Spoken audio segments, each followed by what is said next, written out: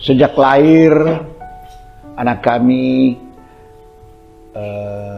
cacat fisik, tetapi Vidi walaupun dia cacat fisik, dalam arti cacatnya dia nggak bisa berjalan sempurna seperti kita karena dia dibantu dengan tongkat, namun semangatnya itu, terutama di dalam dia mencari Tuhan, semangatnya itu sangat tinggi. Karena mulai dari dia berumur kurang lebih sekitar 12 tahun, dia mulai aktif. Kemanapun dia ke gereja atau beribadah, sampai dengan dia meninggalnya. Anak saya Vidi ini banyak sekali teman-teman yang simpati dia, terutama juga kelompok-kelompok doa, kelompok-kelompok kategorial, dan juga kelompok-kelompok doa. Karena dia sangat aktif, setiap ada ibadah di mana-mana dia pergi. Apalagi kalau di lingkungan kita. Dan untuk ke gereja juga dia, kalau misalnya hari Minggu itu misalnya 2 kali, pagi dan sore dia hadir. Dan juga Vidi ini pernah, karena saya 20 tahun di Jakarta, Vidi ini bolak-balik juga ke Jakarta. Ya, dia tinggal di rumah kami yang di Sentul, Bogor Sentul, dan di lingkungannya juga di sana banyak sekali yang sayang dia karena dia suka mengenal. Terutama juga di lingkungan gereja, bahwa pastor dan umat yang di sana dia sering bersapa, sehingga orang-orang di lingkungan gereja itu sangat mengenal dia. Dan saya akan menyampaikan juga untuk kehidupan Vidi, memang terutama fisiknya itu, seperti saya sudah sampaikan tadi, bahwa dia dilahirkan dalam keadaan lemah fisiknya. Karena di saat dia lahir juga 1-2 tahun dia sudah mulai berjalan, tetapi dia merayap. Dan akhirnya kurang lebih dia sudah 10 tahun lebih, ada seorang kawan kita, Pak Robi Tiko Alu, dia coba membuat tongkat untuk dia. Dan ternyata tongkat itu membuat dia bisa berjalan kemana-mana. Karena kalau dulu dia berjalan merayap di jalan-jalan sampai dia pergi ke opaknya yang kurang lebih sekitar 300 meter, jaraknya sampai 400 meter, dia berjalan merayap. Tapi semangatnya untuk mencari Tuhan, inilah kami kaum keluarga sangat memberikan jempol kepadanya, karena dia walaupun dia cacat, seperti yang saya sudah katakan tadi, dia tidak pernah, kalau ada bisa dia tidak ikuti. Hampir setiap saat, misa hariannya maupun misa mingguannya, dia pasti hadir. Dan dia juga rajin mengadakan novena atau angelus dari pagi, siang, dan malam. Begitu juga di saat dia di Jakarta. Anak ini walaupun cacat, tetapi cacat fisik dalam arti dia tidak bisa berjalan dengan sempurna, dia harus berjalan dengan memakai tongkat, tetapi semangat mencari Tuhannya itu sangat tinggi. Ya, seperti yang sudah saya katakan tadi, di mana-mana dia mendengar ada ibadah, dia pergi. Walaupun ibadah WKRI, dia pergi. Apalagi ibadah beda lingkungan. Itulah.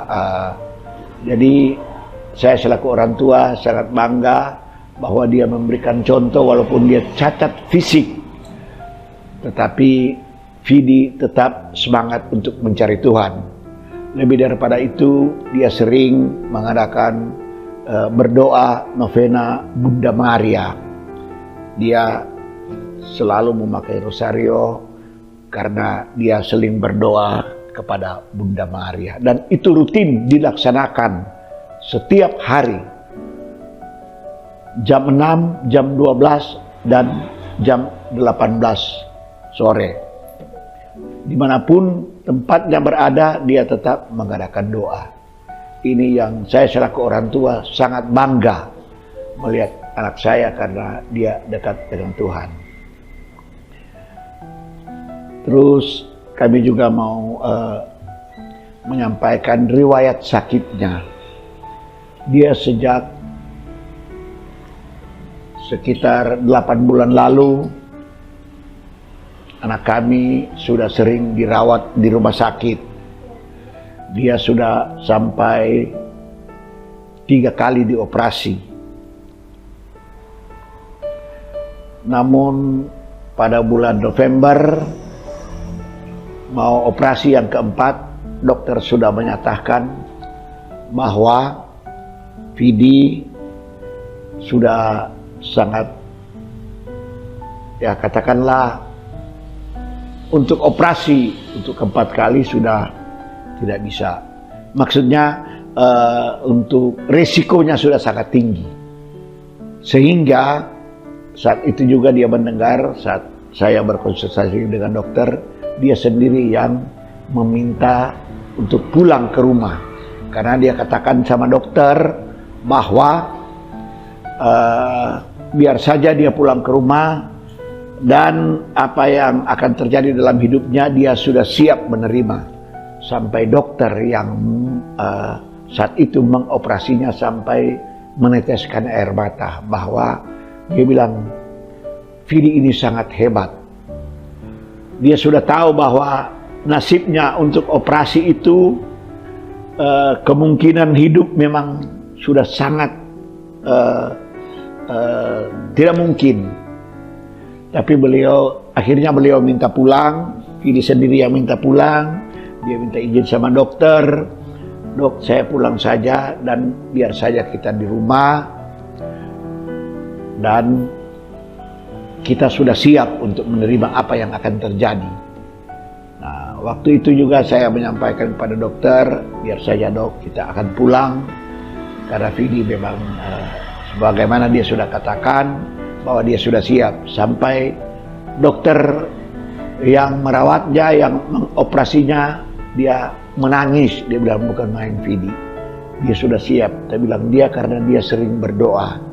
Dia bilang, dan prediksi dokter waktu itu kita minta pulang ke rumah. Waktu itu bulan November, akhir November, dia sudah katakan, saya sebagai orang tua, dia bilang bahwa prediksinya barangkali tinggal seminggu sampai 2 minggu. Namun beliau setelah kami pulang ke rumah, dia ada bertahan hidup hampir kurang lebih dari bulan November, Desember, Januari, ya 2 bulan lebih. Inilah kuasa Tuhan. Sehingga kami, keluarga saya dengan adiknya Vici, sudah berusaha untuk bagaimana mengurus dia. Vidi juga sudah kami hubungi pastor dan sudah sempat menerima sakramen minyak suci. Karena di saat itu kita lihat kehidupannya, proses sakitnya itu sudah, ya istilahnya sudah gawat. Namun dia masih bisa bertahan.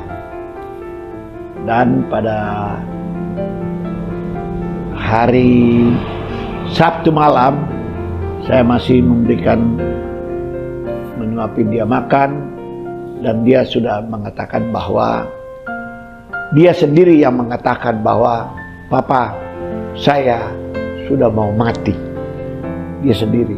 Sehingga saya sampaikan kepada anak saya, adiknya itu Vici, ini bahwa waktu itu dia mengatakan, Vidi sudah mau mati. Ya, Vici mengatakan, ya barangkali tidak mungkin. Tapi ternyata pagi-pagi Vici sudah mengetuk pintu saya. Dia mengatakan, karena dia tinggal di rumahnya Vici, di sebelah, di samping rumah saya. Dia mengatakan bahwa Vidi sudah habis. Ya, kita sebagai keluarga, saya selaku orang tua dan Vici adiknya, ya kita menerima keberadaan Vidi. Dan saya selaku orang tua menyampaikan juga terima kasih kepada saudara-saudara dan teman-teman di dalam meninggalnya sangat membantu kami keluarga, saudara-saudara, teman-temannya Vidi, kelompok-kelompok doanya, kelompok-kelompok kategorial yang begitu memperhatikan Vidi.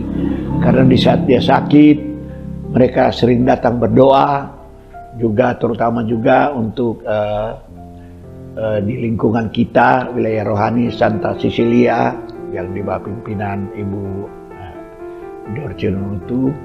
Juga saya menyampaikan untuk lingkungan wilayah rohani Santa Cecilia, terima kasih karena sudah memperhatikan kami. Juga para suster-suster, juga kelompok-kelompok yang lain yang sering datang berdoa, mendoakan Vidi. Juga tentunya kepada Bapak Pastor dan Frater, terutama Bapak Pastor yang sudah memberikan sakramen minyak suci, dan juga Frater yang memberikan juga sambut penerimaan Ekaristi, juga Bapak Pastor. Saya menyampaikan terima kasih. Dan kepada Anda sekalian, kepada saudara-saudara saya, kepada teman-temannya Vidi, kepada kelompok-kelompok doa, terima kasih. Karena di saat Vidi mengembuskan nafas yang terakhir sampai dengan penguburannya, mereka melibatkan diri langsung membantu baik material maupun moral kepada kami, kaum keluarga. Vidi yang kita tahu DP orang polos, tapi kakak itu polos sekali.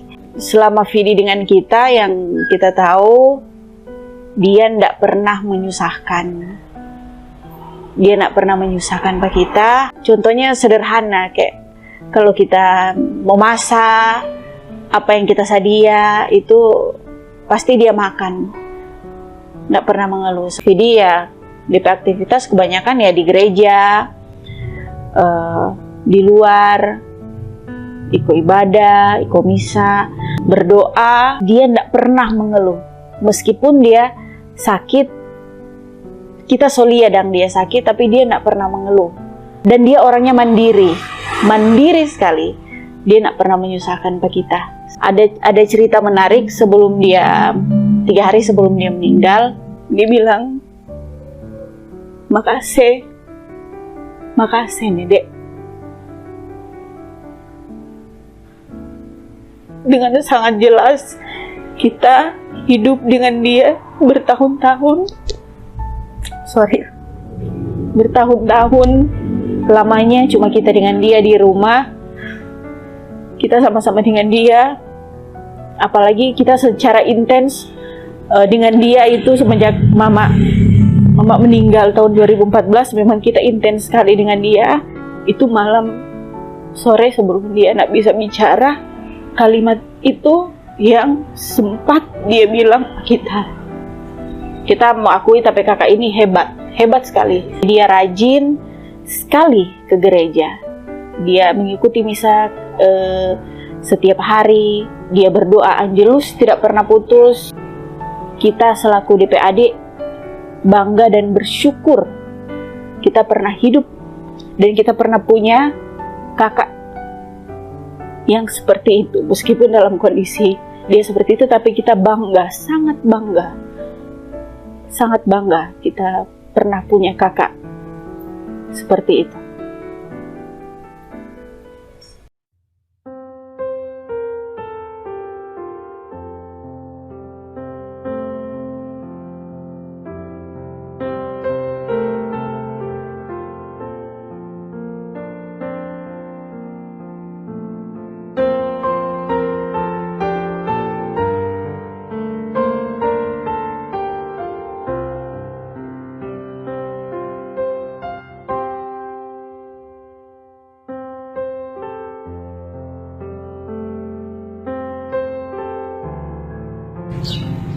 Saya masuk misa setiap hari lantaran karena Tuhan.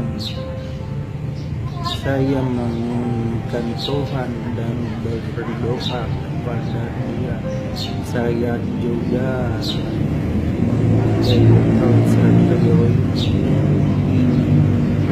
berjumpa dengan Bunda Maria agar Yesus Kristus dalam kehidupan saya.